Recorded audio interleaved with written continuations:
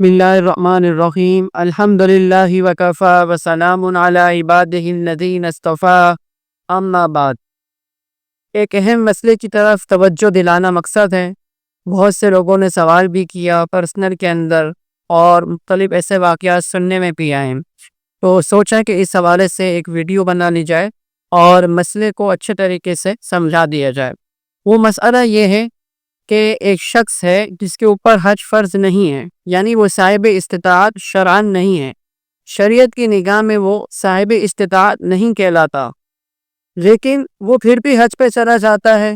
جس کی صورت یہ بنتی ہے کہ مثلاً اسے کوئی حج کرا دیتا ہے، اس پر حج فرض نہیں تھا لیکن کسی نے اس کو کرا دیا، اور اس نے پھر حج فرض کی نیت سے کیا ہے یا مطلق نیت سے کیا ہے، تو یاد رکھیے کل کو وہ جب صاحب استطاعت بنے گا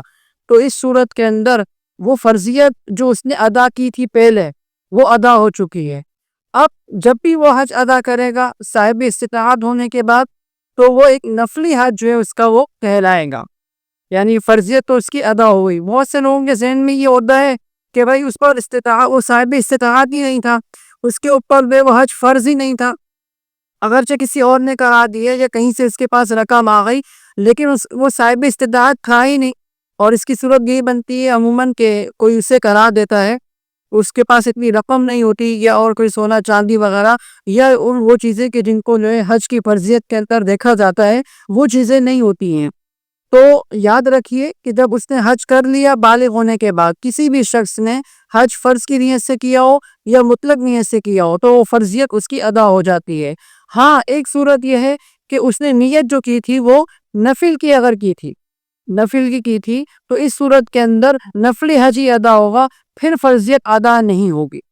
یہ صورت تو وہ تھی کہ جب بالغ ہونے کے بعد، بالغ ہونے سے پہلے کوئی شخص اگر صاحب استطاعت تھا، یعنی اتنی استطاعت تھی کہ وہ حج پر جا سکتا تھا، لیکن ابھی وہ بالغ نہیں ہوا تھا، تو یاد رکھیے کہ بالغ ہونے کے بعد اسے دوبارہ حج کرنا پڑے گا، کیونکہ یہ زندگی میں ایک مرتبہ فرض ہے اور اس کے اندر وہ شرائط ہیں، ان شرائط میں سے ایک یہ بھی ہے کہ بالغ ہونا، لہٰذا بالغ ہونے کے بعد دوبارہ اسے حج کرنا پڑے گا۔ وہ جو بلوغت سے پہلے اس نے حج ادا کیا تھا اس سے فرضیت ادا نہیں ہوگی۔ تو اس مسئلے کو اچھے طریقے سے سمجھ لیجیے، اس میں بہت غلط فہمیاں جو ہے وہ پائی جاتی ہیں۔ وآخر دعوانا الحمدللہ رب العالمین۔